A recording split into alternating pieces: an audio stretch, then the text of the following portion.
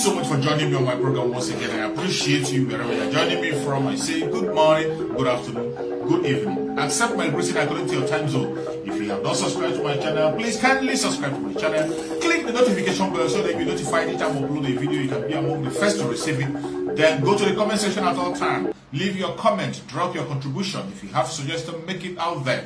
If you have any criticism, put it down on the comment section. It will make us to get better, presenting you a better program. Thank you so much.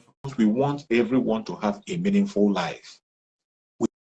We want everybody to grow at their own speed. We want everybody to live a legitimate life. That is why we are saying what we are saying. We want everybody to grow. We want to have a healthy competition. There's nothing wrong in having a healthy competition. There's nothing wrong in it. Today, I can tell you, after Singapore moved away from Malaysia, they are competing day and night. Each of them is living as an example to the other. No one wants to back down. They are not at war with each other. In fact, they are very, very friendly. Do a lot of things together. Learn from each other. In terms of infrastructures, they learn from each other. In terms of development, they learn from each other. A healthy competition. That is what we want to see in that very contraption. By the time people go their separate ways, Arewa will face their problem and solve it by themselves in their own way without anybody interrupting. The Ududua people will face their problem and solve it in their own way without anybody interrupting. The Biafran people will face their problem and solve it in their own way without anybody interrupting. In the process of each of them solving their problems, they will learn a lot and they can learn from each other. There will be a competition, a healthy one. There's no way your neighboring country can be doing well and you still be down. It doesn't happen. When your neighboring country is doing well, your people will be forced to, even your politicians will be forced to change things. The citizens will be forced to emulate. When they go to their neighbor and they see something, they will like to implement it there. This is their mates. Nobody will be behind. People will strive. Then and only then that you know that every state in that contraction has a mineral resources that can sustain them. Every state, I say, every state in the contraction called Nigeria has resources that can sustain them. But why are they lazy? They are lazy because the people that merge them together wanted to be so. They want to be the one to be taking away the resources and push your eyes only on one resources. They push everybody's eye on the resources that is in Biafra land. Bring it at the center. They share it and you go your own way. Meanwhile, the resources that is in your own state that you're supposed to use to develop your state, they will sell it out to the foreign countries. They will push it out to the foreign countries. And you will not ask questions. You won't ask questions. So many mineral resources have been taken out of that contraction without any sharing formula. You don't hear, the only time you hear about sharing formula is when you talk about the resources that are coming from the southern part of Nigeria, more especially Biafra land. When you want to talk about the resources from Biafra land, that is when you hear about sharing formula. But the resources in other part of the contraction, there is no formula for sharing.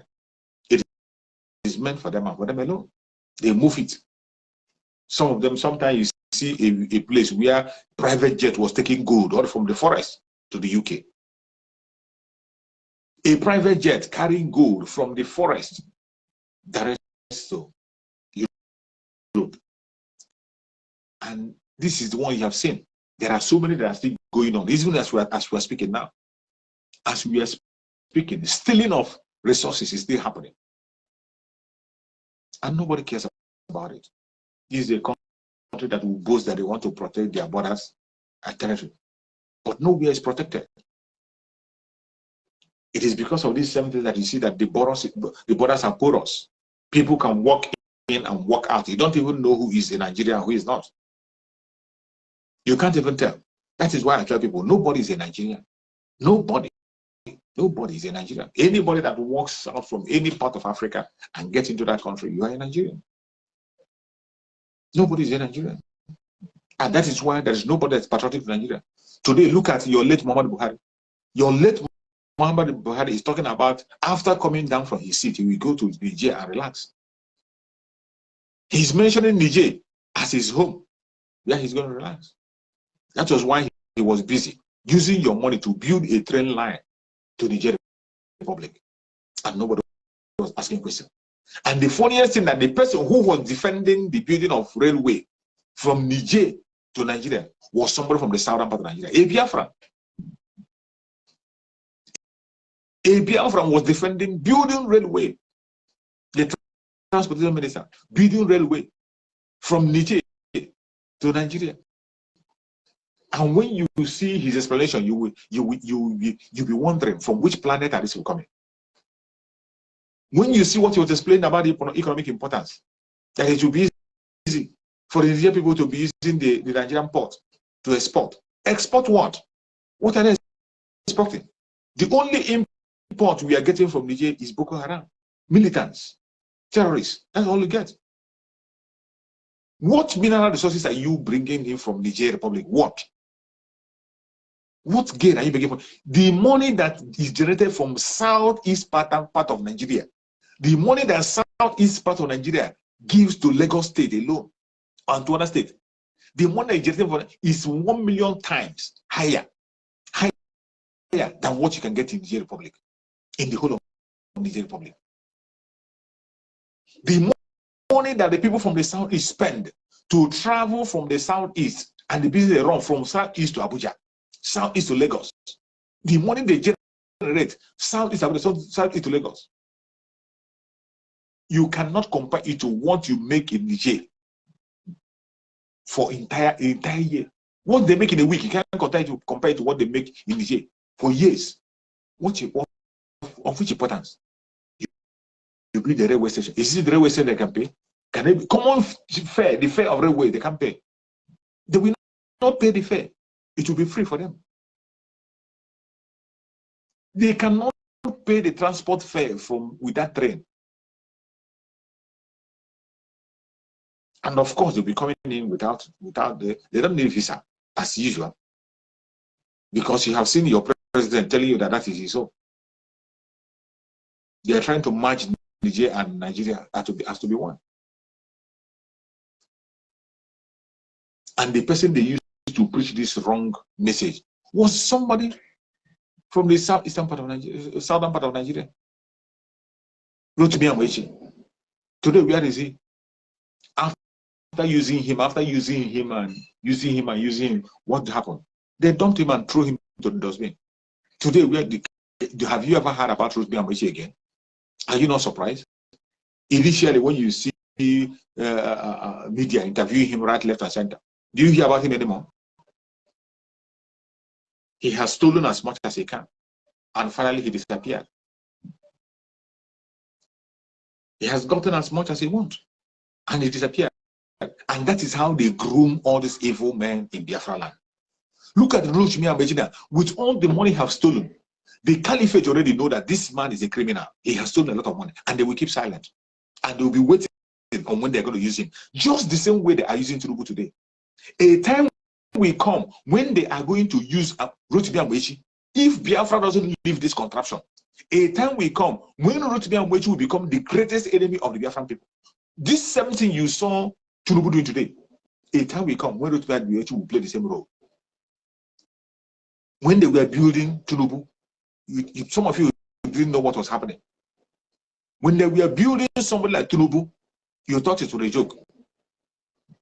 Tinubu stole money, was stealing from Lagos State, made Lagos State his personal property. Nobody challenged him anywhere. The federal government never come after him. The federal government never told him to stop. The federal government never took him to court to stop him from all those irregularities. Even in getting involved in drug deals, the federal government never come after him. They went to the extent to appoint him as a presidential candidate and pushing him to be a winner. You saw when Bullion Van during election went to his house and everybody was silent. The federal government didn't say anything. They were preparing him for today because they know that today will come. And when it comes, he's going to play back to them. He's going to play everything back to them. And that is why you see them today supporting Tinubu. It is not because they love the Udua people. It is not because they are doing it for, they are not, whatever support you see the Fulani Caliphate today giving to Tinubu, they are not doing it because of the Udua people. They are not doing it because of Yorubas. They are not doing it because of Tinubu. They are doing it for themselves, for their own selfish interest. After all, they have succeeded in giving him a leader of Boko Haram as his vice. They gave him a leader of Boko Haram as his vice. And you know, from every indication, if you can be truthful to yourself, Tinubu cannot be able to stay there up to 2 years. Even if at the end of the day, they swear him, by then we must have gone. He will not be there up to 2 years. And then, the leader of the Boko Haram will now become your president. It will now be clear in your eyes what you ask for. That is why I tell you, be careful what you ask for. When you are going to the polls to vote, be careful what you ask for. This same Shetima, who built the Boko Haram, sponsored them, and trained most of them militant, and some of them are still living with him up today. When he becomes your president, then, only then you understand. Then you understand. You see what is happening in Sudan now. You see what is happening in Sudan. You see the war that is going in Sudan today. Some of you don't know what is happening. When you look at what is happening in Sudan today, it is a war between two groups, the government group and the militant group. And this militant group that they call the Janjaweed is an Islamic group. The Janjaweed, they are religiously formed, and they go and fight in any place where there is any religious disturbances. They are being hired. They are just like hired assassins, the Janjaweed, which were built by their former president that was overthrown. And today you see them fighting a war with the government. We do not want to be witness all this, and that is why Biafrans are fighting day and night to get out. Because if we do not walk out of the Zoological Republic, what is happening in Sudan today is going to happen. Because as I'm telling you today, Boko Haram have generals in Nigerian military. Boko Haram have commanders in Nigerian military. Nigerian military today is divided into two, if not more than two. There are some part of Nigerian military today that are loyal, very loyal to the Boko Haram. That is why you will hear the Fulani Heismen are doing operation, they are killing people. You call them, they will not come. You have heard the Benue people cry out every time. You saw Benue people crying every time. That most of the time, the barrack will be very close. They will be calling them and calling them and calling them that the Fulanis are attacked. They will come. They won't come. Until when the Fulanis must have finished the attack, they will not appear. And then they will begin to stop those who are going for counterattack. We have had this story time and time again, where the military was called upon and they refused to go. Where even if they want to go, they have to wait and wait until when the Fulanis have finished the operation before they will come forth. It happened in Southern Kaduna. It happened in Benue State, and still continue to happen.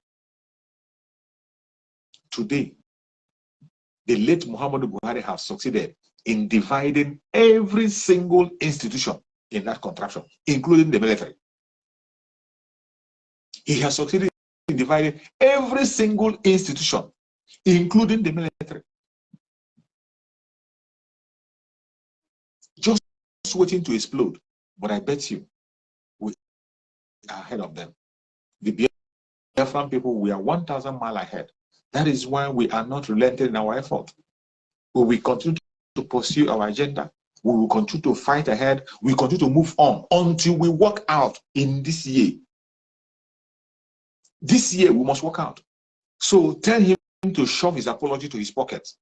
And every genuine indigenous person in that contraption, not only the Biafran, you must tell that man to shove his apology into his pocket. He should put that his apology into his pocket, because that is apology. It is not for any one of us. If you want to render apology, you have to start by making correction and confessing. Start by releasing our Supreme Mazen Nandekano unconditionally. Open up all those hindrances and obstacles you put on everything. Remove all those military borders you put in Biafra land. Demilitarize Biafra land. This is one of the most demilitarized Biafra land. How can you be talking about peace, talking about apology, when you are still perpetrating the same evil? You are still fueling the same hatred. Fueling hatred everywhere. Our Supreme Namaste did a great job that everyone can confess to. Uniting the Biafran people together, regardless your tribe, your religion. We got united. They came back and they begin to sow the seed of discord. Mazen Nankan went further to make an alliance with our Udua brothers. We began to speak as brothers to each other. They found it very, very disturbing, and they began to plan all manner of evil. And today, here are you, after creating division on different angles, you are coming to apologize without mending that division they've created. You must first of all correct the irregularities that we have created. Release our Supreme Amazon Nandekan unconditionally. Demilitarize Biafra land. And again, open up our ports, both sea and land. Let every indigenous people have access.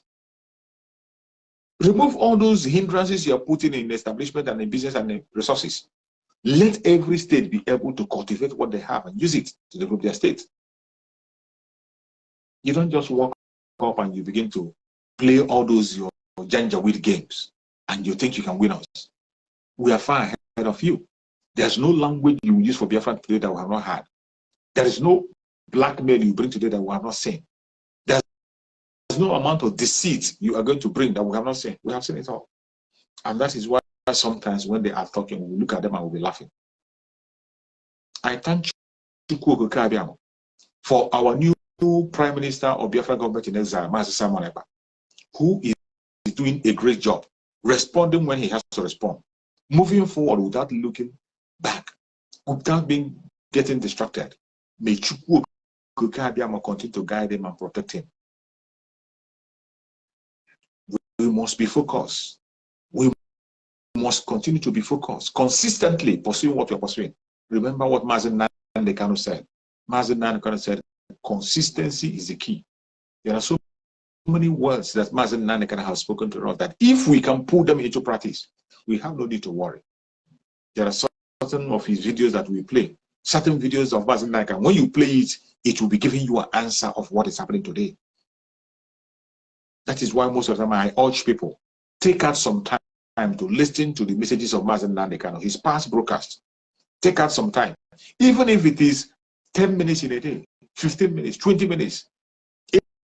Anytime you have an opportunity, listen to the messages of Mazen Nandekano, at least for 10 minutes, 15 minutes. Anyone you can lay your hand upon, you must learn something new, because his words are a pistol. They are new every morning.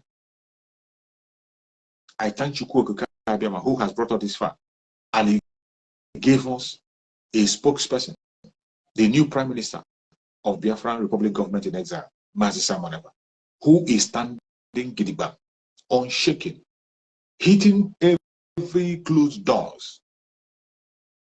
Every closed doors, he's busting them open. And Mazen Nandekano made that prayer and they said, any one of you that turn against Biafra, whatever you do against Biafra, you are going to get a payback. It doesn't matter how long it takes. It doesn't matter how long it takes. For every blackmail, for every propaganda, for every life you waste in Biafra land, you are going to answer. And as I said before, Biafra is not going to be like the Zoological Republic where people don't obey the rule of law. In Biafra land, where we obey the rule of law. That is why you have to be very careful what you are doing today. If you are a Biafran, when you come to the autopilot platform, for every comment you make on the comment section, be very careful. When you are in autopilot groups, for every voice message you send or text, be very careful. Some of you think you are hiding on that keyboard, that we don't know you. You'll be surprised on that day. Everything you've done will play for you in the lockout. Everything you have done will play for you in the lockout. And if the court of Biafra say that you are innocent, good, you go. But if the court of the Biafra say that you are guilty, you will face the full wrath of the law. You will. You will definitely face the full wrath of the law. And if in one way or the other you were not able to make it into Biafra, well, Chukwu Okike Abiama will not still forgive you. He won't. Because you were trying to truncate his own mandate. You are trying to truncate the mandate of Chukwu Okike Abiama. Because what we are pursuing today is not our personal agenda. It is not a private business. The Biafra we are talking today, it doesn't belong to Mazi Simon Ekpa. It doesn't belong to Mazi Nnamdi Kanu. It doesn't belong to you or belong to me alone. It belongs to every one of us. Every one of us, old and young, men and women, small and big, rich and poor. That is our nation. That is our nation. As long as you are from the old southeastern region, which is the present south and the southeast with the lower Benue, you must be very, very careful in whatever you are doing. More especially people from the Igbo Biafrans. More especially the Igbo Biafrans. The responsibility of the restoration of Biafra falls on their neck. And you can run away from it. The responsibility of restoring Biafra falls on the shoulder of the Igbo Biafrans. And you can't run away from it. If you run away from that responsibility and you become a hindrance, you become one of those who is trying to hinder it, you will pay dearly. Yes, you will. And you're not going to like what is going to happen. So whatever you are doing today, you have to be very, very careful and very watchful. We have a lot of responsibilities. We know who our enemies are. Focus on them. Tell the world what is happening to the Biafran people. A lot is happening. You can't even when you are trying to explain or make video with the experience of the Biafrans of what they're facing, you cannot finish it. You cannot finish it in a year. You can't finish it in 2 years. The experiences we are facing, or the kind of atrocities that is going on in that contraption, you can't finish it. Today, you can see what is happening there. The loss of life of the indigenous people is going on daily basis. Nobody seems to report it. Nobody cares. People are losing their life on daily basis. Nobody cares. And some of you who think the West will come and do, the West will not do anything for you. They will not. Because whatever that is happening in your country, whatever that is happening in that contraption is favoring them. It is favoring them. When you have a stable government and a stable country, they know they can no longer be able to steal what they are stealing from you.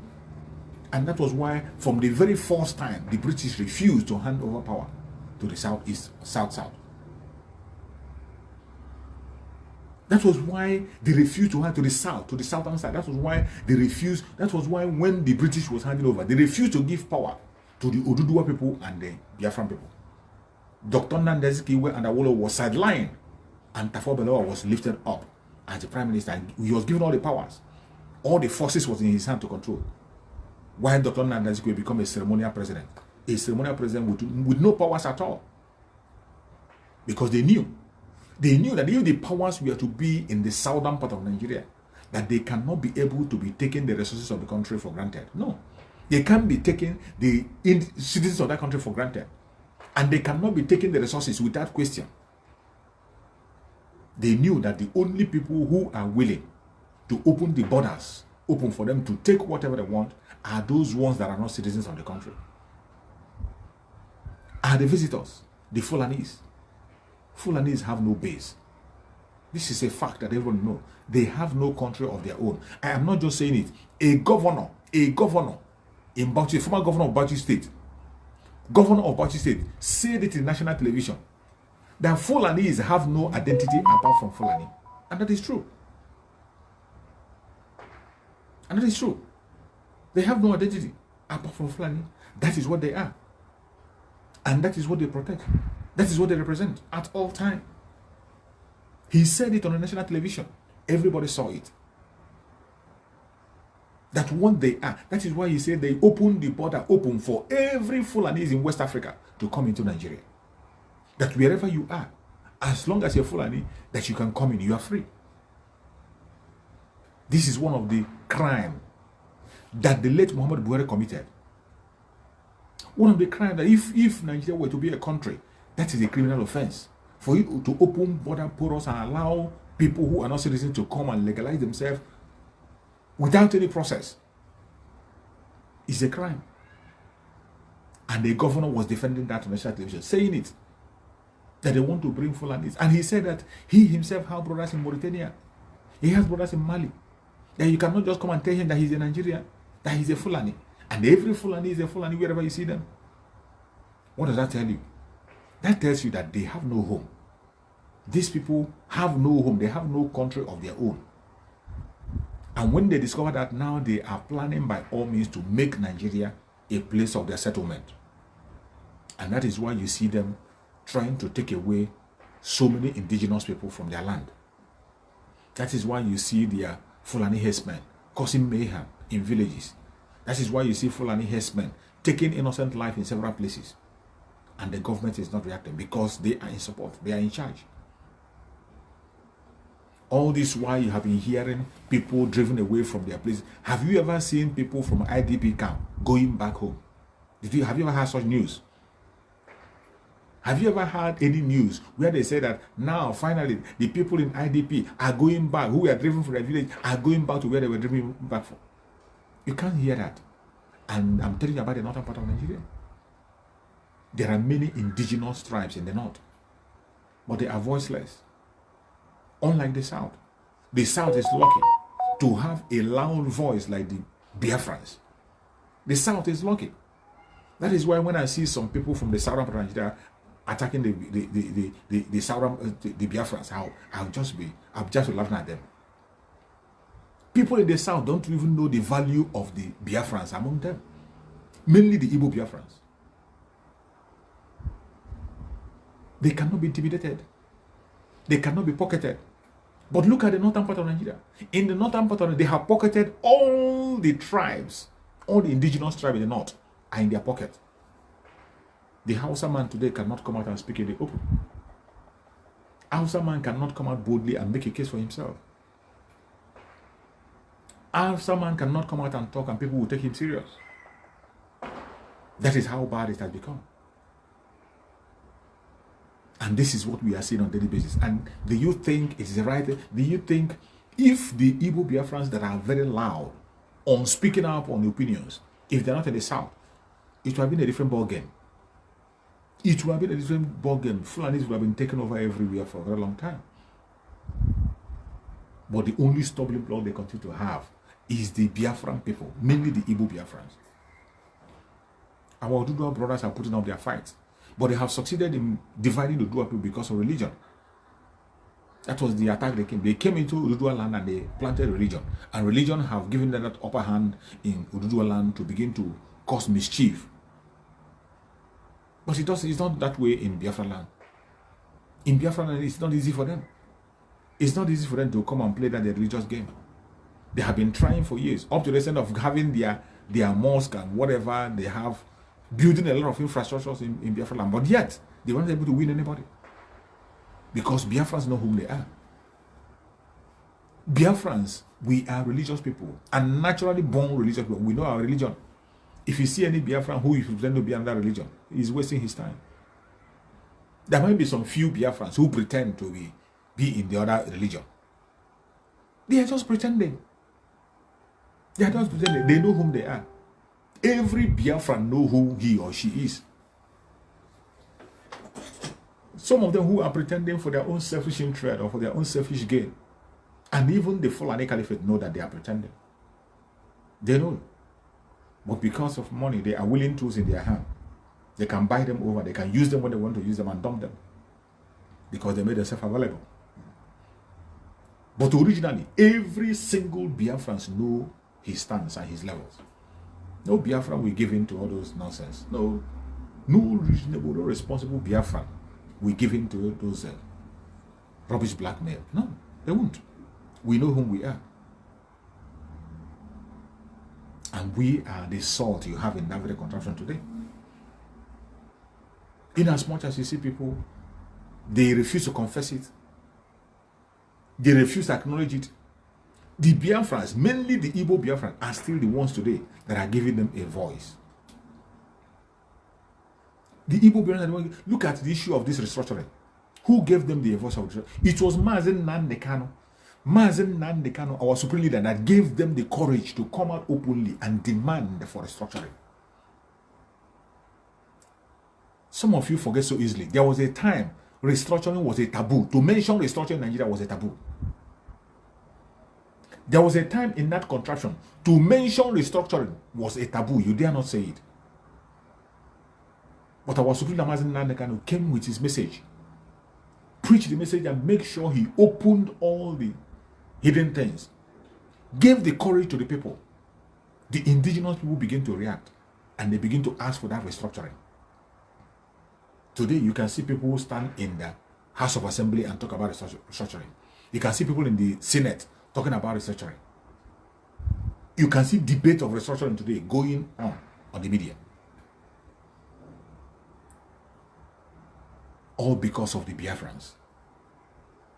Mazen Nandekano took up that very responsibility, and he made sure that people regain their strength, regain their voice. Biafrans today have regained their voice. People can now identify themselves with whom they are. It wasn't only for Biafrans, including our Oduduwa brothers. Today, our Oduduwa brothers can boldly defend themselves and call themselves Oduduwa. They can tell themselves they are Oduduwa. They sing their national anthem at any given point in time. Even their own courage is even stronger now than that of the Biafran. Their elites now have picked it up. They can speak about their Oduduwa people. They can talk about Oduduwa. They talk about Oduduwa national anthem.